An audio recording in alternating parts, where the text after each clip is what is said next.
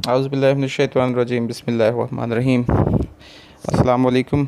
मैं सरफराज अहमद मेयो आपकी खिदमत में हाज़िर हूँ और आज हम लेके आए हैं humanistic psychology. Humanistic psychology basically हमारे ये जो लेक्चर्स का सिलसिला है उसका छठा लेक्चर है। ह्यूमनिस्टिक साइकोलॉजी में हम दो फिगर्स, दो प्रोमिनेंट पर्सनालिटीज़ का ज़िक्र करेंगे, दो प्रोमिनेंट साइकोलॉजिस्ट जिनका बहुत बड़ा नाम साइकोलॉजी की दुनिया में, इब्राहम मैस्लो और कार्ल रॉजर्स को। तो आइए इसका आगाज़ करते हैं। पेपर के पॉइंट ऑफ व्यू से बहुत इम्पोर्टेंट पर्सपेक्टिव है, इसको ज़रूर अच्छी तरह से हर चीज़ को, एक एक वर्ड को समझने की कोशिश कीजिएगा। एक एक पॉइंट को जो हाईलाइट किए गए हैं पॉइंट्स, इन पर ज़्यादा फोकस कीजिएगा। इंशाल्लाह आप इससे बहुत अच्छे रिज़ल्ट्स ले सकते हैं और अपने नॉलेज में और अपने कॉन्सेप्ट्स में इजाफ़ा कर सकते हैं। तो आइए आगाज़ करते हैं जी। सबसे पहले हम बात करते हैं ह्यूमनिस्टिक साइकोलॉजी में जो अर्ली 60s का दौर था। एक ग्रुप ऑफ साइकोलॉजिस्ट जिसके हेड थे इब्राहम मैस्लो, उन्होंने एक मूवमेंट स्टार्ट की। उन्होंने रेफर्ड टू एज, उस मूवमेंट को थर्ड फोर्स साइकोलॉजी कहा जाता है।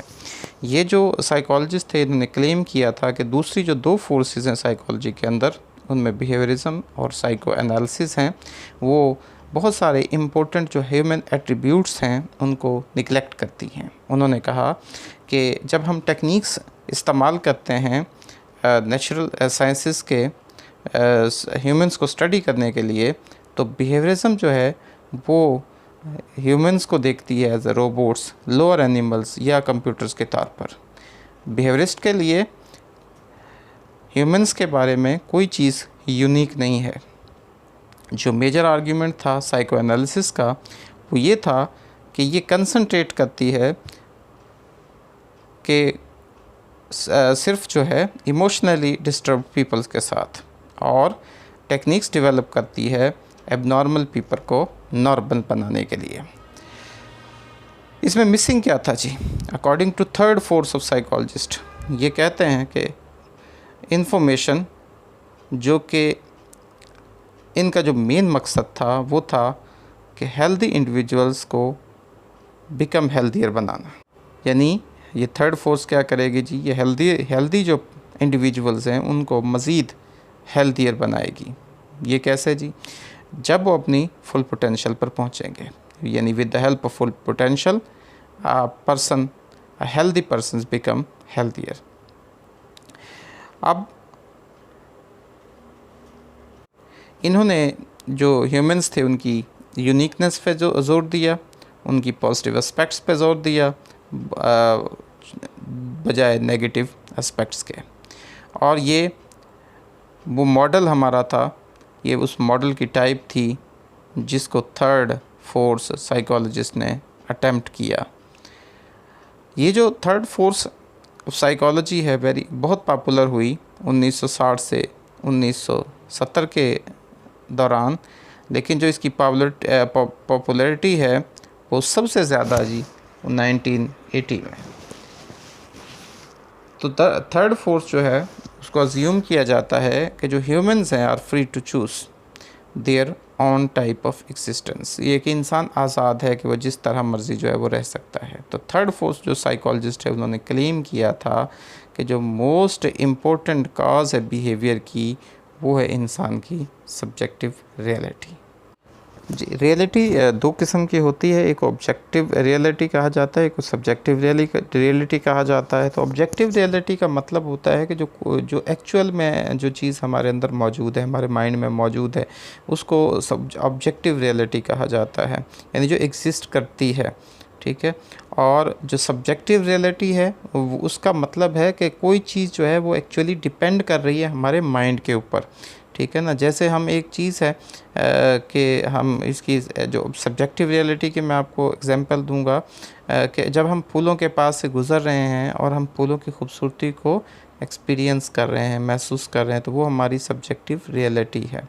ठीक है जी। वो सब्जेक्टिव रियलिटी यानी जो चीज़ जिस चीज़ के हम पास से गुज़र रहे हैं उसको हम महसूस कर रहे हैं, तो ये सब्जेक्टिव रियलिटी है।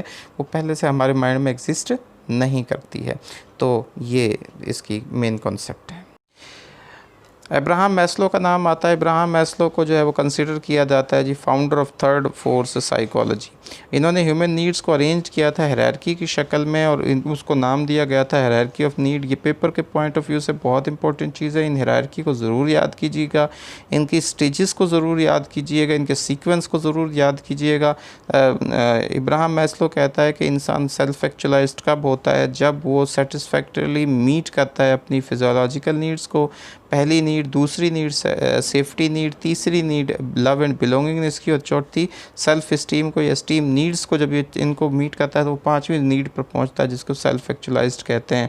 और ये जो सेल्फ एक्चुअलाइज्ड कैरेक्टरिस्टिक्स है लाइफ कैरेक्टराइज होती है किसके ज़रिए से, फुलनेस के, स्पॉन्टेनिटी और क्रिएटिविटी इंसान के अंदर पैदा होती है। और जो सेल्फ एक्चुअलाइज्ड पर्सन होता है वो बीइंग मोटिवेटेड होता है, उसके अंदर डेफिशिएंसी मोटिवेटेड नहीं होता बल्कि वो बीइंग मोटिवेटेड होता है। इसका मतलब ये है कि जो पर्सन होता है वो बेसिक नीड से जो है उनको जब वो हासिल हो जाती हैं तो वो स्पेसिफिक थिंग्स उसे किसी ख़ास चीज़ की ज़रूरत नहीं होती एनवायरनमेंट के अंदर। तो रादर जो है वो जो शख्स होता है वो एम्ब्रेस करता है वर्ल्ड को फुली और ओपनली, और फिर वो किसकी तरफ हरकत करता है, किसकी तरफ मूव करता है, हायर वैल्यूज़ ऑफ लाइफ की तरफ जाता है। और अपनी ज़िंदगी के जो एंड में मैस्लो ने प्रपोज़ किया था एक फोर्थ फोर्स जिसको ट्रांसपर्सनल साइकोलॉजी कहा जाता है। ट्रांसपर्सनल साइकोलॉजी ये एक्सप्लोर करती है एक पर्सन्स का जो रिलेशनशिप है अपनी इस कायनात के साथ, और ये एम्फसाइज करती है जो मिस्टिकल और स्पिरिचुअल एस्पेक्ट्स हैं ह्यूमन नेचर के, उनके ऊपर। तो इसको भी याद रखिएगा कि अगर पर्सनल साइकोलॉजी का नाम आता है कहीं पे भी तो उसमें दो चीज़ें याद रखिएगा। एक तो ये कि ये अब्राहम मैस्लो ने इसको पेश किया था, दूसरा ये कि ये मिस्टिकल और स्पिरिचुअल एस्पेक्ट्स पे जो है ह्यूमन नेचर के उनके ऊपर ज़ोर देती है। तो ये दो चीज़ें इसमें ज़रूर याद रखिएगा। तो ये तो अब्राहम मैस्लो के बारे में एक मुख्तसर सा तारुफ। अब हम बात करते हैं कार्ल रॉजर्स के बारे में। तो रॉजर्स ने कंक्लूड किया था कि ओनली जो वे है एक इंसान को समझने का वो है उस डिटरमिन करना कि how that person view things, कि एक इंसान चीज़ों को कैसे देख सकता है, और ये डिटरमिन करता है एक पर्सन की सब्जेक्टिव रियलिटी के ऊपर। ठीक है जी, अभी हमने जिसकी बात कर रहे थे सब्जेक्टिव, इस व्यू की वजह से जो है वो कार्ल रॉजर्स ने जी एक फेमस थेरेपी पेश की जिसको क्लाइंट सेंटर्ड थेरेपी कहते हैं। ये सब्जेक्टिव रियलिटी के ऊपर बेस करती है, इंसान चीज़ों को कैसे देखता है। ये पहली जो मेजर थेरेप्यूटिक अल्टरनेटिव थी साइको एनालिसिस के बाद, यानी सबसे पहले साइको एनालिसिस थी, उसके बाद सेकंड जो आई है उस क्लाइंट सेंटर्ड थेरेपी जिसको पर्सन सेंटर्ड थेरेपी भी कहा जाता है। रॉजर्स ने जी फर्स्ट क्लिनिशियन थे, उन्होंने अटैम्प्ट किया था क्वांटिफाई करना इफ़ेक्टिवनेस ऑफ द थेरेपी, कि हम थेरेपी की इफ़ेक्टिवनेस को कैसे मेजर कर सकते, क्वांटिफाई कर सकते हैं। उसने कैसे किया था जी, उसने एम्प्लॉय किया था क्यू टेक्निक की। क्यू सॉर्ट टेक्निक उसको बोला जाता है। ये भी याद रखिएगा कि क्यू टेक्निक अगर आ जाए तो ये किसने की थी जी, ये कार्ल रॉजर्स की थी। और ये अलाउ करती है comparison between a person's real self के और हिज और हर आइडियल सेल्फ के, यानी रियल सेल्फ और आइडियल सेल्फ क्या होती है इसको ये डिफ्रेंशिएट करती है वेरियस पॉइंट्स पे during the therapeutic process. Maslow ने जो मैस्लो की तरह रॉजर्स ने पोस्टुलेट किया था इन नेट एक्चुअलाइजिंग टेंडेंसी, एक अंदरूनी तौर पर हमारे अंदर किसी चीज़ को हासिल करने की एक सलाहियत होती है। इस एक्चुअलाइजिंग टेंडेंसी जो है इसको जो हम कैसे हासिल कर सकते हैं, इसके लिए उन्होंने कि टेंडेंसी इसको रियलाइज़ किया जब one has to use the organismic valuing process. ये ऑर्गेज़मिक वैल्यूइंग प्रोसेस इसको as a frame of reference के तौर पर उन्होंने यूज़ किया था। ये बेसिकली लिविंग वंस लाइफ, यानी अपनी ज़िंदगी में रहना, अपनी ज़िंदगी में रहना, लिविंग वंस लाइफ, अपनी ज़िंदगी को जीना। ठीक है, ये सिंपली एक आप टर्म यूज़ करते हैं कि अपनी ज़िंदगी को कैसे जिया जा सकता है, अपनी ज़िंदगी को कैसे जीना है। वो कहते हैं कि life is yours and you are responsible for this one. ठीक है, आपकी ज़िंदगी है, आपकी लाइफ, और आप इसके रिस्पॉन्सिबल हो, कोई और इसका रिस्पॉन्सिबल नहीं है।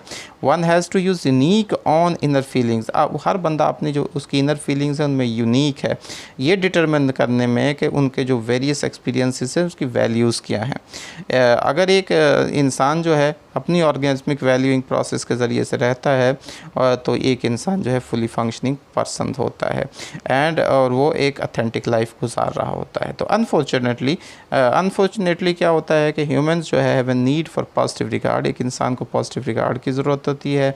ये अलाउ करते हैं रेलेवेंट पीपल को अपनी ज़िंदगियों में to place condition of worth on them, ठीक है जी। और जब ये कंडीशन ऑफ वर्थ जो है रिप्लेस हो जाती है, रिप्लेस कर देती है उनकी ऑर्गेनिज्मिक वैल्यू प्रोसेस को as a frame of reference for living one's life, अपने इंसान अपनी ज़िंदगी को जीने के लिए, तो पर्सन क्या हो जाता है, इनकॉन्ग्रुएंट हो जाता है और वो फिर क्या करता है, एक इनऑथेंटिक लाइफ जो है वो गुजारता है जी। इनकॉन्ग्रुएंसी कैसे होती है, ये भी एक इम्पोर्टेंट टॉपिक है। इनकॉन्ग्रुएंस पर्सन वो पर्सन्स होता है जिसके अंदर जो है डिस्क्रिपेंसी हो जाती है उसकी परसीव्ड और आइडियल सेल्फ के अंदर, यानी जो इंसान की रियल सेल्फ है और आइडियल सेल्फ जो है उसके अंदर जब वो सारी उसकी प्रॉब्लम्स होती हैं, तो जो परसीव्ड सेल्फ होती है कि किस तरह से एक इंडिविजुअल अपने आप को देखता है, और आइडियल सेल्फ वो होती है कि किस तरह से किस चीज़ की इंसान ख्वाहिश करता है, ठीक है जी। तो परसीव्ड सेल्फ और आइडियल सेल्फ में जब डिस्टर्बेंस होती है तो उसको बेसिकली इनकॉन्ग्रुएंस कहा जाता है। और कॉन्ग्रुएंस वो शख्स होता है जिसकी परसीव्ड जो सेल्फ होती है और जो उसकी अपनी आइडियल सेल्फ होती है वो जो है वो उनमें कोई जो है डिस्क्रिपेंसी नहीं होती, वो सेम होती हैं। तो फिर इंसान जो है होता है, तो इसमें अथेंटिक लाइफ जो है, अथेंटिक लाइफ के ऊपर बहुत ज़्यादा, अथेंटिक लाइफ के ऊपर इसमें पॉइंट एक आ जाता है, इसमें रियल सेल्फ आइडियल सेल्फ की बात आ जाती है, इसमें सब्जेक्टिव रियलिटी की बात आ जाती है, इसमें क्यू टेक्निक या क्यू सॉर्ट टेक्निक की बात आ जाती है, कॉन्ग्रुएंस इनकॉन्ग्रुएंस की बात आ जाती है, और ठीक है अनकंडीशन पॉजिटिव रिगार्ड की बात आ जाती है। अकॉर्डिंग टू रॉजर्स जो है एक ही चीज़ है जो इंसान को इस इनकॉन्ग्रुएंसी से रोक सकता है, वो कौन सी है, जब उसको इंसान को अनकंडीशन पॉजिटिव रिगार्ड दिया जाएगा रेलेवेंट पीपल जो उसकी ज़िंदगी में है, ठीक है, जो भी उसकी ज़िंदगी में पर्सन है, जब उसकी तरफ से उसे अनकंडीशन पॉजिटिव रिगार्ड मिलेगा तो फिर वो क्या होगा, उसके अंदर दोबारा से वो कॉन्ग्रुएंसी आ सकती है। जब हम क्लाइंट सेंटर थेरेपी को डिस्कस करेंगे फिर इंशाल्लाह मैं आपको मज़ीद इसमें जो है वो डिटेल से इसके बारे में डिस्कस करूँगा। तो ये तो था जी आज का हमारा जो लेक्चर था। उम्मीद है कि आपको ये पसंद आया होगा, इसमें आपसे बहुत सी जो है नई चीज़ें सीखने को मिली होंगी, कुछ आपको कार्ल रॉजर्स मैस्लो की उसमें आप क्लियर आपने कर लिया होगा चीज़ों को। उम्मीद है कि आप इसको अच्छी तरह से सीखेंगे, समझेंगे और इसको आगे ले चलेंगे। दुआ में याद रखिएगा, अल्लाह ताला से दुआ है कि अल्लाह ताला आपको ज़िंदगी के हर मैदान में कामयाबी अता फ़रमाएँ, आपकी ज़िंदगी में आसानियाँ नसीब फ़रमाएँ और आसानियाँ तकसीम करने की तौफ़ीक नसीब फ़रमाएँ। अल्लाह।